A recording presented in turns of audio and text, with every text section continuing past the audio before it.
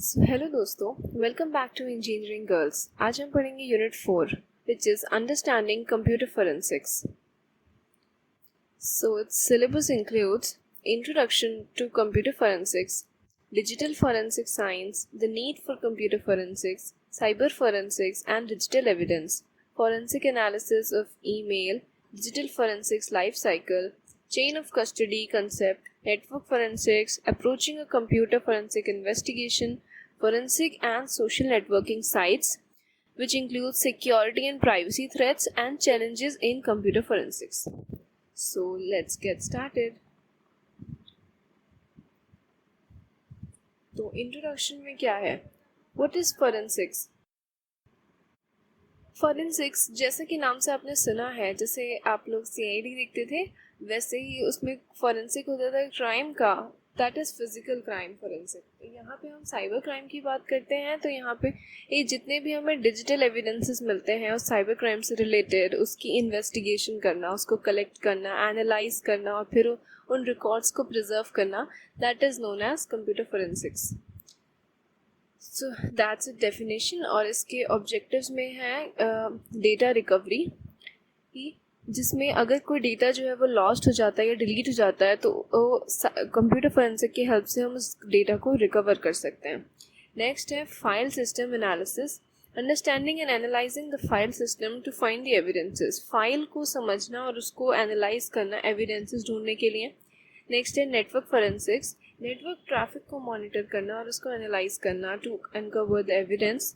Malware analysis, examining the malicious software to understand its behavior and impact। अब malicious software को examine करना कि उसका क्या बिहेवियर है, उस पर क्या इम्पैक्ट पड़ रहा है। तो ये सब हमारे ऑब्जेक्टिव हैं कंप्यूटर फोरेंसिक्स के। अब इसका कहाँ यूज़ होता है? तो इसकी एप्लीकेशंस है हमारी क्रिमिनल इन्वेस्टिगेशंस में, जहाँ पे हम एविडेंसेस ढूंढते हैं क्रिमिनल एक्टिविटी से रिलेटेड। कॉर्पोरेट सिक्योरिटी में, जैसे कुछ इंटरनल इश्यूज होते हैं जैसे डेटा ब्रीच हो जाना या पॉलिसी का वायलेशन हो जाना, उसमें हम इन्वेस्टिगेशन के लिए यूज़ करते हैं। और civil litigations, providing the evidence in legal disputes and civil cases, उसमें भी इस कंप्यूटर फोरेंसिक का यूज़ होता है। तो नेक्स्ट है हमारा digital forensic science. Digital forensic science क्या है? The process of identifying, preserving, analyzing and presenting the digital evidence in a legal admissible manner। एक लीगली तरीके से जो डिजिटल एविडेंसेस हैं उसको आइडेंटिफाई करना, प्रिजर्व करना, एनालाइज करना और देन उसको प्रेजेंट करना is known as digital forensic science. तो इसका प्रोसीजर क्या है? इसके प्रोसीजर में आता है हमारा पहला स्टेप है आइडेंटिफिकेशन, जिसमें हम रिसोर्सेज को रिकग्नाइज करते हैं कि क्या हमारे डिजिटल एविडेंसेस हैं, उसको समझना is identification. Then is preservation, यानी जितना भी एविडेंसेस हमने डेटा कलेक्ट किया है उसको प्रिजर्व करना। Then collection, acquires the data using method that ensure the integrity, data का कलेक्शन करना जिसमें वो उसकी इंटीग्रिटी मेंटेन रहती है, ताकि यानी ओरिजिनलिटी उसकी मेंटेन रहे। देन है analysis, examine the data to uncover the relevant information, उस डेटा जो हमने कलेक्ट किया है उसको एग्जामिन करना, उसको एनालिसिस करना कि उसमें से हम रेलिवेंट इंफॉर्मेशन को निकाल सकें। देन है उसका presentation, then present the findings in a clear and understandable format for legal proceeding। अब ये एविडेंसेस का कलेक्शन करके जब उसको प्रिजर्व कर लेंगे देन उसको एंड में जो है वो प्रेजेंट करना लीगल प्रोसीडिंग्स के लिए इज प्रेजेंटेशन। अब कंप्यूटर फोरेंसिक्स में हमारे क्या क्या टाइप्स आते हैं? डिजिटल फोरेंसिक साइंस के अंदर computer forensic, network forensic, mobile device forensic, एक database forensic and cloud forensics. तो कंप्यूटर फोरेंसिक्स हो गया हमारा investigates evidence from computers and digital storage devices. Computer या डिजिटल स्टोरेज डिवाइसेस से कंप्यूटर फोरेंसिक्स में आता है हमारा कंप्यूटर और डिजिटल डिवाइसेस से जो हम एविडेंसेस रिकॉर्ड करते हैं उसका इन्वेस्टिगेशन करना। नेटवर्क फोरेंसिक्स में हम नेटवर्क ट्रैफिक को एनालाइज करते हैं सस्पिशियस एक्टिविटी को डिटेक्ट करने के लिए। मोबाइल डिवाइस फोरेंसिक्स में we extract and analyse the data from mobile phones. Database forensics database को एग्जामिन करता है, उसमें जो मेटा डेटा है एविडेंस के लिए। इन क्लाउड फोरेंसिक्स क्लाउड की स्टोरेज पे जो डेटा है हमारा उसको इन्वेस्टिगेट करता है। देन तो ये डिजिटल फोरेंसिक के हमारे 5 टाइप्स हो गए: computer forensic, network forensics, database forensics, mobile device and cloud forensics. Then हमारी की कंप्यूटर फोरेंसिक, साइबर फोरेंसिक और डिजिटल एविडेंस की नीड क्या है। कंप्यूटर फोरेंसिक का क्या पर्पस है? To uncover and analyse the evidence from computer and digital storage devices for legal purpose. तो अब कंप्यूटर्स और डिजिटल स्टोरेज डिवाइसेस से एविडेंसेस को कलेक्ट करना और उसको एनालाइज करना लीगल पर्पस के लिए है, ये वो कंप्यूटर फोरेंसिक करता है। तो इसकी इम्पोर्टेंस है कि क्रिमिनल इन्वेस्टिगेशंस में इसकी ज़रूरत होती है, सिविल लिटिगेशंस में, इंटरनल कॉर्पोरेट सिक्योरिटी में, ताकि हम डिजिटल एविडेंस को आइडेंटिफाई और प्रिजर्व कर सकें। देन साइबर फोरेंसिक का पर्पस है डेटा को इन्वेस्टिगेट और एनालाइज करना है नेटवर्क और ऑनलाइन एक्टिविटीज से, जिसमें हमारे साइबर क्राइम आता है। इसकी इम्पोर्टेंस है, इट essential है for tracking and understanding the cyber threats, attacks and breaches to ensure the cyber security compliance. Digital evidence का पर्पस है to provide verifiable proof extracted from electronic devices that can be used in legal proceedings. अब electronic devices से जो हमें data मिला उसको जो है वो एनालाइज करना और उसका लीगल प्रोसीडिंग्स में यूज़ होना इज़ डिजिटल एविडेंस। अब ये ज़रूरी है क्लेम्स के लिए और इन्वेस्टिगेशंस को सपोर्ट करने के लिए, क्रिमिनल और सिविल दोनों केसेस में। नेक्स्ट है हमारा फोरेंसिक एनालिसिस ऑफ ईमेल। अब ईमेल का हम फोरेंसिक कैसे एनालिसिस करते हैं, तो उसमें आता है हमारा ईमेल कम्युनिकेशंस को एग्जामिन करना और उसमें से एविडेंसेस को निकालना जो कि क्रिमिनल या सिविल इन्वेस्टिगेशन से रिलेटेड होते हैं। अब इसके प्रोसेस में हमारे कुछ स्टेप्स हैं। पहला है कलेक्शन, जिसमें ईमेल डेटा को हम कलेक्ट करते हैं डिफरेंट सर्वर, क्लाइंट एप्लीकेशन से, स्टोरेज डिवाइसेस से, जिसमें चेन ऑफ कस्टडी जो है वो मेंटेन रहनी चाहिए। अब इसके बारे में हम आगे पढ़ेंगे। नेक्स्ट स्टेप है हमारा प्रिजर्वेशन। अब ईमेल की इंटीग्रिटी को प्रोटेक्ट करना, मतलब जो डेटा है ईमेल का उसकी इंटीग्रिटी यानी उसकी ओरिजिनलिटी जो है वो मेंटेन रहे, ये उसको जो है ये प्रिजर्व करता है ताकि जितने भी हेडर्स और कंटेंट है वो ओरिजिनल वैसे ही रहे। इसमें हमारा एक फोरेंसिक कॉपी क्रिएट हो जाती है ओरिजिनल एविडेंस की। और फिर हम करते हैं एग्जामिनेशन। ईमेल के मेटा डेटा को एनालाइज किया जाता है। इसमें मेटा डेटा जो डेटा के अंदर डेटा प्रेजेंट होता है, जैसे सेंडर, रेसिपिएंट्स की इंफॉर्मेशन, डेट और आईपी एड्रेसेस, और ईमेल का कंटेंट जिसमें हमारा टेक्स्ट, अटैचमेंट या फिर लिंक्स आती हैं, उसकी रेलिवेंट इंफॉर्मेशन को निकालने के लिए दैट इज़ एग्जामिनेशन। इसमें हमारा आता है reconstructing communication threads and verifying the authenticity verify करना।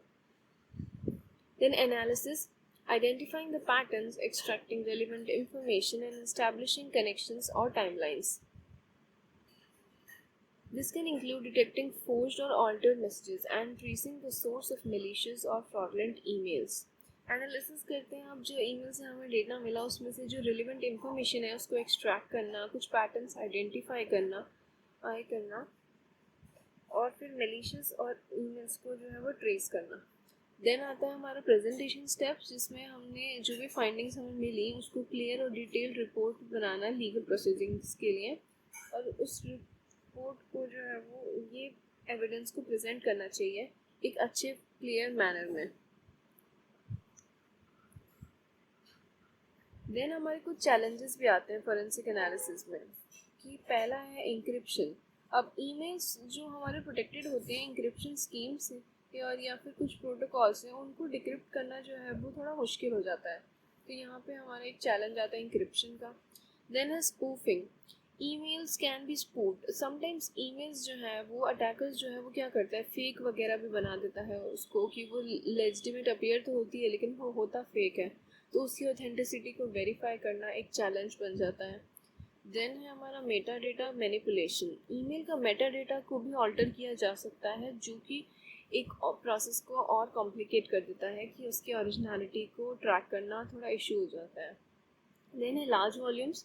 Handling and analysing the large quantity of email data efficiently require the sophisticated tools और मेथड्स। अब इतने सारे बड़े अमाउंट की ईमेल डेटा को एफिशिएंटली हैंडल करना, उसके लिए हमें बहुत सारे टूल्स और मेथड्स की रिक्वायरमेंट होती है। तो ये एक चैलेंज है। और दूसरा है हमारा privacy concern. Legal and ethical consideration को देखते हुए ये ईमेल कम्युनिकेशन में प्राइवेसी जो है वो थोड़ा एक कंसर्न हो जाता है हमारा, उसको मेंटेन करना। तो these are the challenges. Next हमारा है डिजिटल फॉरेंसिक लाइफ साइकिल। अब डिजिटल फॉरेंसिक लाइफ साइकिल में हमारे कुछ स्टेप्स आते हैं जिसमें हमारा पहला स्टेप है identification, next collection, preservation, analysis, presentation and review. तो सबसे पहले क्या करते हैं, हम आइडेंटिफाई करते हैं। आइडेंटिफिकेशन के स्टेप में डिजिटल एविडेंसेस को जो है वो हम आइडेंटिफाई करते हैं इन्वेस्टिगेशन करके, जैसे कंप्यूटर्स, मोबाइल डिवाइस या नेटवर्क सिस्टम से। उसके बाद उसका कलेक्शन करते हैं। डिजिटल एविडेंसेस को हम अलग अलग जगह से जो है वो कलेक्ट करते हैं प्रॉपर फॉरेंसिक टेक्निक्स का यूज़ करके, ताकि डेटा की इंटीग्रिटी जो है वो मेंटेन रहे, ये ओरिजिनल एविडेंस में कुछ भी चेंज ना हो।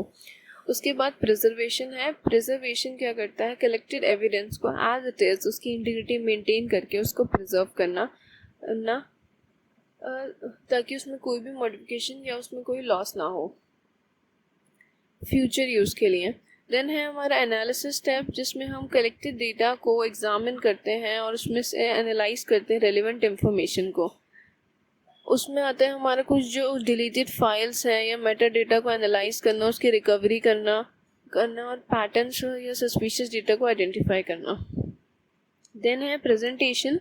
अब एक हम क्लियर और डिटेल रिपोर्ट बनाते हैं, जो फाइंडिंग्स हमने किए हैं, जितने भी एविडेंसेस हमने कलेक्ट किए ये हैं, उसकी एक प्रॉपर रिपोर्ट मेंटेन करना, ताकि लीगल प्रोसीडिंग्स में हम उसको प्रेजेंट कर सकें। देन हमारा लास्ट स्टेप इज़ रिव्यू, जिसमें इवेलुएट करते हैं हम प्रोसेस को और फाइंडिंग्स को to ensure the accuracy and compliance with legal and procedural standards. This step में इन्वॉल्व द पीयर रिव्यूज और audits of the forensic work. अब इस स्टेप में जो है वो हम अपने पीयर्स का जो है वो रिव्यू लेते हैं या ऑडिट करते हैं फोरेंसिक वर्क का।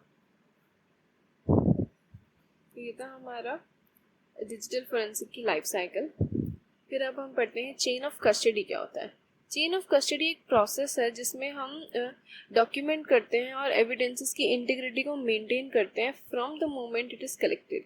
स्टार्टिंग से जब से हमने उस एविडेंस को कलेक्ट किया है और अंटिल जब हम उसको प्रेजेंट करेंगे कोर्ट में, तो उस पूरे प्रोसेस में उस डेटा का, उस एविडेंस का इंटीग्रिटी मेंटेन करना और उसको डॉक्यूमेंट में प्रोसेस करना is the chain of custody. अब इसका पर्पस क्या है, हम क्यों यूज़ करते हैं ये, to ensure that the evidence remains unaltered and it's handled in fully documented, ताकि एविडेंस जो है वो उसमें कोई चेंजेस ना आए, उसको प्रॉपर्ली प्रिजर्व करके रखें और इससे एक क्लियर रिकॉर्ड मिलता है हमें कि किसने एविडेंसेस को जो है कब एक्सेस किया है, कितनी बार एक्सेस किया है। देन इसके कंपोनेंट्स आते हैं हमारे documentation, security and verification. Documentation involves detailing every person who handles the evidence, time and date of each transfer and the reason for each action. अब ये हर पर्सन की डिटेलिंग को जो है वो रिकॉर्ड करता है कि किसने एविडेंस को हैंडल किया, उसका डेट, टाइम, हर ट्रांसफ़र का और हर एक्शन का reasons. Then other security measures to prevent authorized access or tampering with the evidence, यानी एविडेंस के साथ कोई छेड़खानी तो नहीं हुई, उसमें कोई अनऑथराइज्ड एक्सेस तो नहीं किया गया, उसको प्रिवेंट करता है। देन वेरिफिकेशन, कि एविडेंस जो है वो करेक्टली हैंडल्ड हो रहे हैं और उसको प्रॉपर तरीके से स्टोर किया जा रहा है, उसका वेरिफिकेशन करना। It's chain of custody. तो नेक्स्ट है हमारा नेटवर्क फोरेंसिक्स।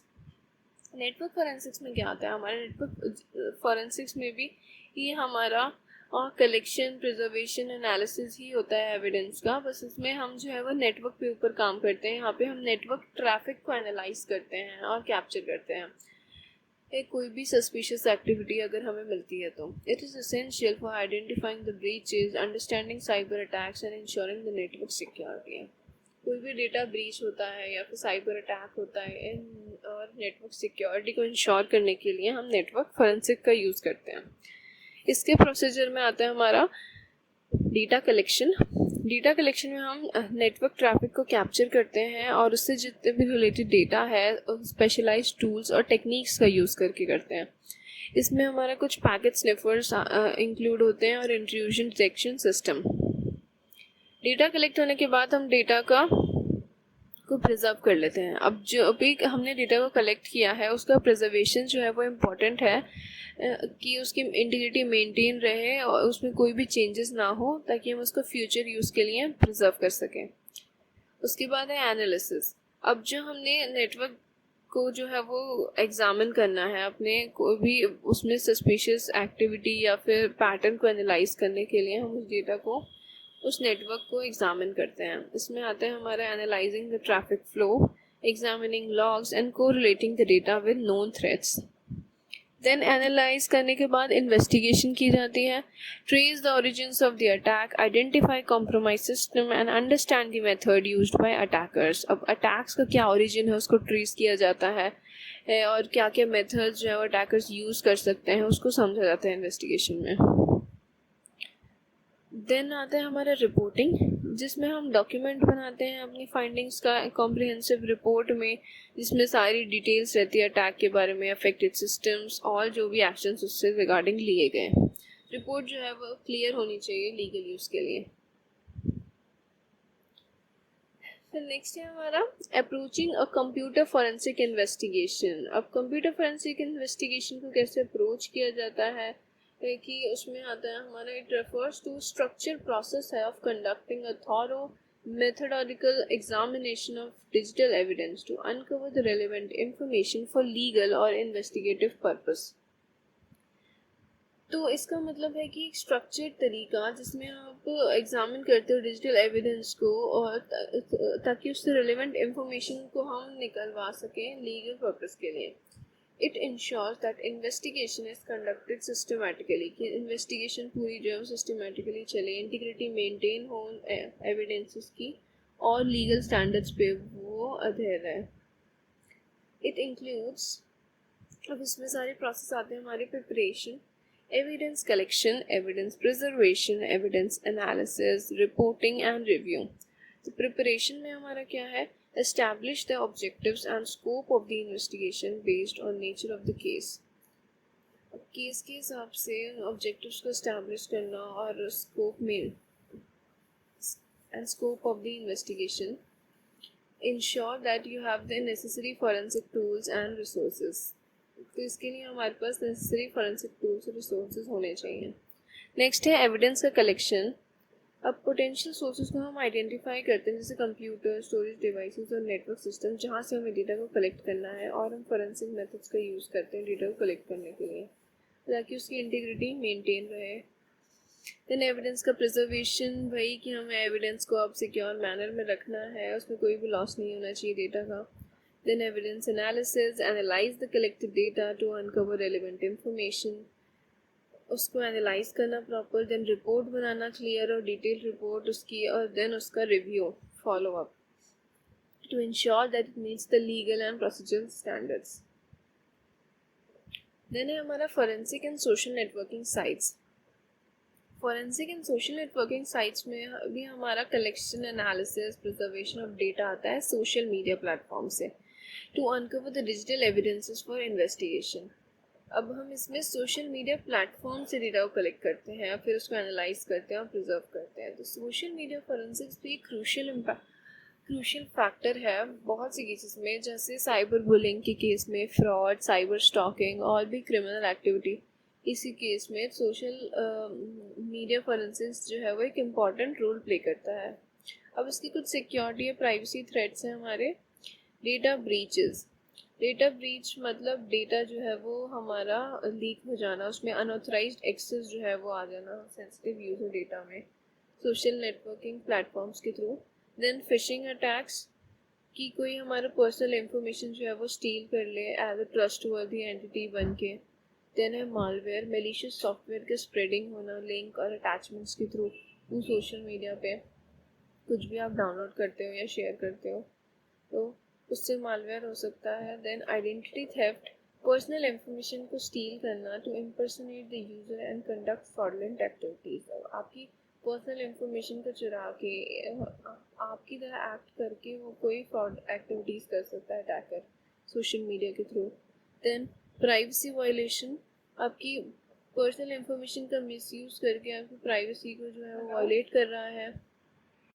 देन है सोशल इंजीनियरिंग। इसमें हमारा आता है इंडिविजुअल्स का कॉन्फिडेंशियल इंफॉर्मेशन जो है वो निकलवाना कुछ अलग मतलब तरीक़ों से, लोगों को मैनिपुलेट करना। Stalking and harassment, using the social media to harass और stalk individuals leading to privacy invasions and potential physical threats.